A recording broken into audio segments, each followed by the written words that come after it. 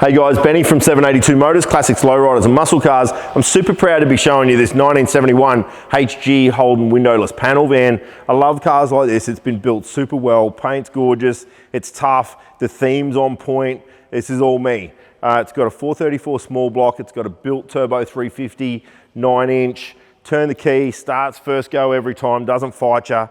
Chrome's beautiful, wheel woods, got the weld wheels, big cowl, silver red trim, best combo you can put on them. Super clean throughout, beautiful underneath. I'll shut up on this one and turn the key so you can hear it because it's a little monster. Let's check it out.